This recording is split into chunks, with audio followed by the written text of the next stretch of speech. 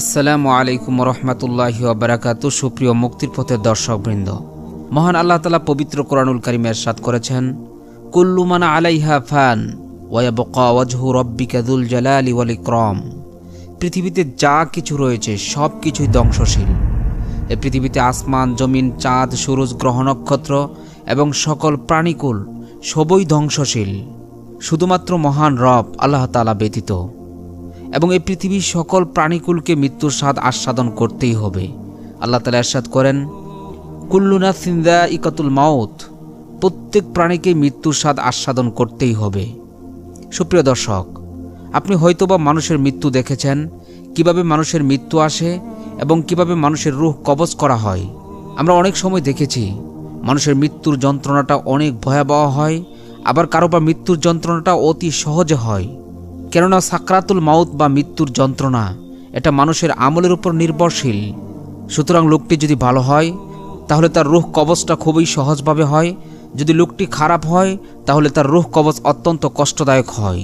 কিন্তু আপনি কি জানেন প্রাণীদের আত্মা কিভাবে কবজ করা হয় এবং তারা মৃত্যুর সময় কি মানুষের মতো মৃত্যুর যন্ত্রণা তথা সাকরাতুল মাউত ভোগ করে এবং তাদের রূহ কবজ করার পর তাদের রূহ কোথায় চলে যায়? এ বিষয়ে জানতে ভিডিওটি শুরু থেকে শেষ পর্যন্ত দেখতে থাকুন। সুপ্রিয় দর্শক, বর্ণিত রয়েছে, একদা ইমাম জাফর সাদিক রাহিমাহুল্লাহ তাআলার নিকট এসে এক ব্যক্তি জিজ্ঞেস করলেন, এই পৃথিবীতে তো আল্লাহ তাআলা শুধু মাখলুকাত হিসেবে মানুষকে সৃষ্টি করেননি, বরং অসংখ্য অগণিত মাখলুকাত সৃষ্টি করেছেন যা মানুষের তুলনায় বহুগুণ বৃদ্ধি পেয়েছে। কিন্তু আমরা সচরাচর দেখতে পাই যে সমস্ত প্রাণীগুলোর অপমৃত্যু হয়, যেমন রোড অ্যাক্সিডেন্ট অথবা খাঁচায় বন্দি। এই সকল প্রাণীগুলো মৃত্যুবরণের পর তাদের মৃত লাশ আমরা দেখতে পেলেও এ পৃথিবীর অসংখ্য অগণিত সৃষ্টিরাজি মৃত্যুবরণের পর সচরাচর তাদের লাশ আমরা কেন দেখতে পাই না? ইমাম জাফর সাদিক রাহিমাহুল্লাহ তাআলা বলেন, মহান আল্লাহ তাআলা এই পৃথিবীর নিজাম সুন্দর ও সুষ্ঠুভাবে পরিচালনার জন্য মানুষ ব্যতীত অন্যান্য প্রাণীকুলের নির্ধারিত মৌতের আগে আগেই আল্লাহ তাআলা তাদেরকে ইলহাম করে জানিয়ে দেন তাদের মৃত্যুর সময় গনিয়ে এসেছে। ফলে তারা লোকচক্ষুর আড়ালে গহীন জঙ্গলে অথবা কোনো গর্ত বা গুহায় বসে যায়। নির্দিষ্ট সময় পর্যন্ত তারা অপেক্ষা করে এবং সেখানে তাদের মৃত্যু হয়। ফলে এই সমস্ত লাশগুলো পচে গলে সমাজে দুর্গন্ধ ছড়ায় না, এতে মানুষের কষ্ট হয় না।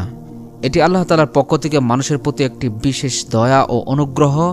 ইহা একটি মহান রবের কুদরতি নিজাম। সুবহানাল্লাহ। অন্যথায় প্রকৃতিগতভাবে যে সমস্ত অন্যান্য প্রাণীগুলো মৃত্যুবরণ করে প্রতিনিয়ত তাদের লাশের দুর্গন্ধে এ পৃথিবী দুর্গন্ধযুক্ত হয়ে যেত। সুবহানাল্লাহ। সুপ্রিয় দর্শক, প্রাণীদের রূহ কবজ করার সময় তারা কি সত্যি মানুষদের মতন সাকরাতুল মৌত বা মৃত্যুর যন্ত্রণা ভোগ করে? সাকরাতুল মৌত বা মৃত্যুর যন্ত্রণা এটি সম্পূর্ণ নির্ভরশীল আমলের উপর। জিন ও ইনসান কেবলমাত্র আল্লাহ তাআলার বিধান পালনে দায়িত্বশীল, অন্যান্য প্রাণীকুল নয়। সেজন্যই সাকরাতুল মৌত শুধুমাত্র জিন ও ইনসানের সাথেই সম্পৃক্ত। অন্যান্য প্রাণীদের রূহ কবজ স্বাভাবিকভাবেই হয়ে থাকে, ফলে তারা মানুষের মতোই সাকরাতুল মৌত তথা মৃত্যুর ভয়াবহ যন্ত্রণা ভোগ করে না। সুবহানাল্লাহ। মানুষের রূহ কবজের জন্য যেমনভাবে মালাকুল মৌত আজরাইল আলাইহিস সালাতু ওয়াস সালাম নির্ধারিত, তেমনিভাবে কি অন্যান্য প্রাণীদের রূহ কবজের জন্য আজরাইল আলাইহিস সালাতু ওয়াস সালাম নির্দিষ্ট? এ ব্যাপারে দুটি বর্ণনা রয়েছে। একটি বর্ণনা মতে জিন ও ইনসান ব্যতীত পৃথিবীর সমস্ত মাখলুকাত, সমস্ত প্রাণীকুল ততদিন বেঁচে থাকে যতদিন তারা আল্লাহ তাআলার তাসবিহ তাহলিল আদায় করতে থাকে। কিন্তু যখন তাদের মৃত্যুর সময় গনিয়ে আসে তখন তারা আল্লাহ তাআলার তাসবিহ তাহলিল বন্ধ করে দেয়, ফলে তারা মৃত্যুবরণ করে। সুবহানাল্লাহ। অন্য রিওয়ায়াতে বর্ণিত রয়েছে, মালাকুল মৌত আজরাইল আলাইহিস সালাতু ওয়াস সালামের অধীনেই সকল প্রাণীকুলের আত্মা হরণ করা হয়। কিন্তু আজরাইল আলাইহিস সালাতু ওয়াস সালাম প্রাণীদের আত্মা হরণের জন্য কখনো আসেন না, বরং তিনি তার নিযুক্ত ফেরেশতাদেরকে বিভিন্ন প্রাণীর আত্মা হরণের জন্য প্রেরণ করে থাকেন। সুবহানাল্লাহ। প্রাণীদের আত্মা কবজের পর তাদের আত্মা কোথায় চলে যায়? আইনা আরওয়াহুল হাইওয়ান।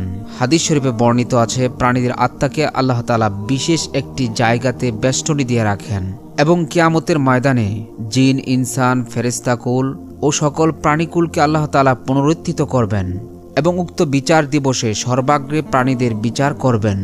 যেমন দুনিয়াতে কোনো সবল প্রাণী দুর্বল প্রাণীর উপর আক্রমণ করেছে, সবল কুকুর দুর্বল কুকুরকে কামড়ে দিয়েছে, সেই হিসাবটাও আল্লাহ তাআলা বিচার দিবসে পুঙ্খানুপুঙ্খানুভাবে করবেন। সুবহানাল্লাহ। ফলে দুর্বল কুকুরকে বলা হবে সবল কুকুরকে সেই পরিমাণ কামড়ানো, দুর্বল প্রাণীকে বলা হবে সবল প্রাণীকে সেই পরিমাণ কষ্ট দিবে যেই পরিমাণ কষ্ট দিয়েছিল তাকে দুনিয়াতে। অতঃপর আল্লাহ তাআলা তাদের বিচার কার্য সমাধা করে বলবেন, কুনু তুরাবা, তোমরা মাটি হয়ে যাও। এজন্য আল্লাহ তাআলা বলেন, কাফেররা এই দৃশ্য দেখে বলতে থাকবে, ইয়াকুলুল কাফিরু ইয়া লাইতানি কুনতু তুরাবা, হায় আফসোস, যদি আমাদেরকেও প্রাণীদের মতন স্বাভাবিক বিচার করে মাটির সাথে মিশিয়ে দিত তাহলে কতই না ভালো হতো। আফসোস আমাদের উপর, আমাদের কোনো ধ্বংস নেই, আমাদের কোনো শেষ নেই, আজীবন অনন্তকাল আমাদের শাস্তি ভোগ করতেই হবে। হে আল্লাহ, আপনি আমাদের সকলকে পরকালের ভয়াবহ যন্ত্রণাদায়ক শাস্তি থেকে হেফাজত করুন। আমিন।